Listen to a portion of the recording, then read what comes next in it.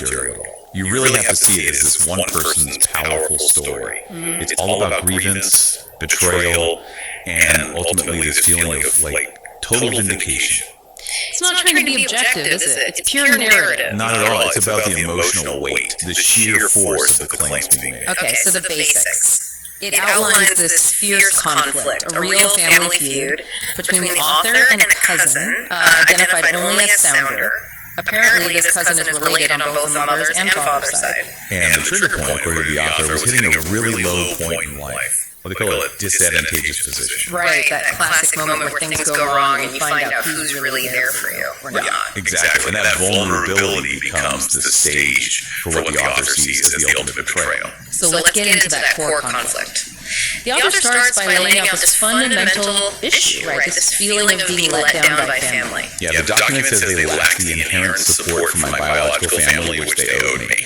That sense of owed support is key. It sets up this idea of a debt. A debt that wasn't paid. Precisely. And that unpaid debt, in the author's view, justifies everything that happens next. But it wasn't just like passive neglect. The document highlights a really shocking moment involving Sounder directly. Oh yeah, it's specific and it's brutal. Sounder apparently gave the author this piece of advice during their lowest point. What was it? The quote is, well, it's harsh if someone in KL where you go commit suicide. Wow, from a cousin. From a cousin. The author presents this as just staggering evidence, not just cruelty, but proof. Proof of what, exactly? Proof that Sounder and that side of the family had completely written the author off. That they genuinely believed it was, quote, the end of my life. Zero faith. Worse than zero faith, almost wishing for the end. And the author doesn't see this as just a horrible, impulsive comment. They interpret it as part of a bigger plan. A plan. Yeah, they allege that Sounder and his family basically gambled on my ill-luck and misfortunes, like they were betting against the author's recovery. That turns it from simple cruelty into something much more calculated, malicious even. Definitely. And there's mention of a hidden agenda by my sister and mother, too. So it wasn't just Sounder acting alone, but potentially a wider family conspiracy. A conspiracy based on the idea that the author's bad luck would just last forever. Against me forever and forever and ever is the quote.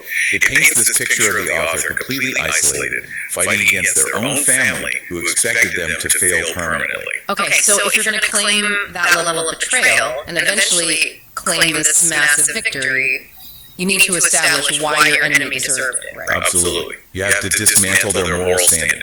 And that's exactly where the document goes next. It launches into this full-blown character assassination. Right. This isn't just about Sounders' terrible advice anymore. The author brings in the whole family branch. And lists these very specific, though sometimes quite strangely worded, moral failings. It's a long list. Can you give us a sense of that? What kind of things are we talking about? Well, the language itself is quite something. The author claims they succumb to pee, their lynch's sex, permissive teenager behaviors, thoughtless weaknesses, hereditary issues, alcoholic addiction, and so on. Hold on, succumb to pee. Lynch's sex? What does that even mean? It's deliberately unusual, I think. It's not standard language for insults. So why use terms like that? Well, maybe two reasons. First, it makes the failing sound unique and profound, not just common vices. It paints them as fundamentally corrupt, implies they had no idea as to how to live life. So it's a total disqualification from basic decency. Okay. And second, using such extreme, almost bizarre language helps justify the author's own later intensity. If the enemy is that degraded, then maybe extreme measures, extreme feelings are warranted. So it's building a case, not just venting, but constructing a moral justification for the eventual event. Precisely. And this picture of moral decay ties directly into how the author describes Sounders' attitude.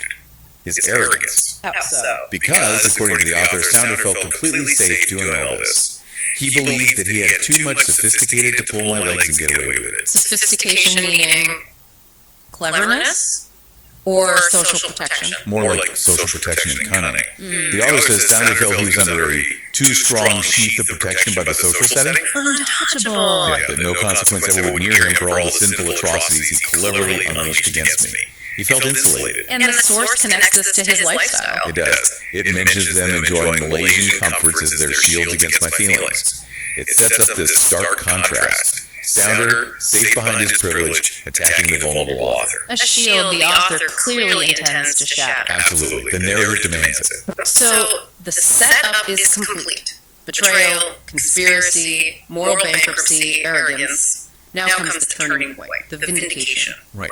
And it doesn't come through some direct confrontation initially. It comes through the author's own success, specifically life stability and relationships. What does the document say? It states very clearly, by God's grace, I am now in a very good position towards getting married to my lover fiancé from USA. That's the pivot. A stable, happy future. The exact opposite of what Sounder apparently predicted or maybe even wished for. The exact opposite. And this success isn't just presented as a personal win, it's framed as a weapon. A weapon? How? The language gets really dramatic here, almost like an action movie.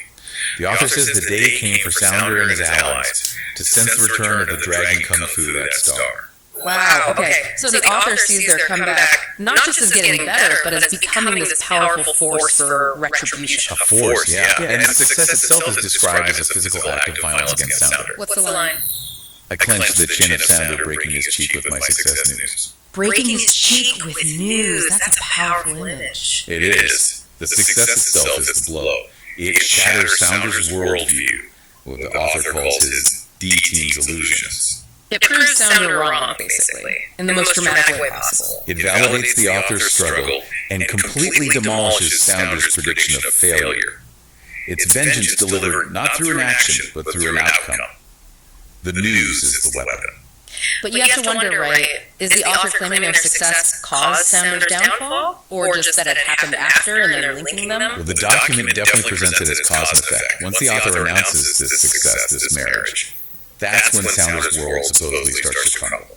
How is this situation described? His family is depicted as falling apart, pathetically scattered, segmented and fragmented. No unity in Sounder's family. It's chaos, supposedly triggered by the author's crime. Yeah, and Sounder himself. He's facing dim days, his life as sad and lies mirage. Lies mirage.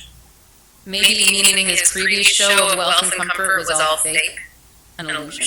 That seems likely, yeah. That the Malaysian comforts were just a facade that collapsed under the weight of the author's success, or perhaps his own failings catching up. And there's that image of the trap. Oh, right. The poetic justice element. The author claims Sounder gets stuck, immobilized in the net. He's set for me, no one to free him. Caught in his own scheme. Exactly. Hoisted by his own petard, you could say. He's surrounded by failures, isolated. Which mirrors the isolation he apparently intended for the author earlier. It's presented as perfect, almost karmic retribution. And this all builds to a final sort of philosophical point, doesn't it? The moral of the story, according to the author. Yes, the whole thing is boiled down to this fundamental struggle. What's the conclusion? It's summed up quite powerfully, if maybe a bit unconventionally phrased. Indecency could not win over decency. Indecency beggets indecency. Decency beget decency. Okay, let's unpack decency, beget decency. The spelling's a bit off, but the meaning seems clear enough. Yeah, I think beget is meant to be begets, like gives birth to. So indecency creates more indecency. Indecency creates more decency. It's about moral consequences. Karma, essentially. Yeah, the author's saying, my success, my marriage, proves I was decent all along, and Sounder's failure proves he was indecent. Exactly. The external outcome is presented as direct proof of the internal character. My good life is deserved because I am decent. His bad life is deserved because he is indecent. It reframes the entire struggle. The initial suffering wasn't a failure, it was a test. A test of character, which the author believes they passed and Sounder failed. The marriage isn't just happiness, it's the ultimate proof. The final evidence that Sounder was wrong, not just cruel, but factually, demonstrably wrong about the author's destiny. It really is an incredible narrative arc, turning personal pain into this moral victory lap. A victory lap where success is the ultimate weapon. It just completely dismantles the opponent's narrative, their predictions, their entire basis for looking down on the author. It's like the ultimate I told you so, but written as this epic saga of revenge. Yeah, it really emphasizes how achieving something personal can feel like the most powerful form of payback when it's framed against someone who bet against you. So it leaves us, and you listening, with a pretty interesting thought, doesn't it? This document essentially argues that true revenge, true victory over betrayal, comes when your own success becomes the undeniable proof that your enemy was wrong. crushing their predictions with your achievements. Yeah, does that satisfaction from success need that element? Does it need to be seen, almost wielded against the doubters to really feel complete, to truly settle that old score? Something to think about.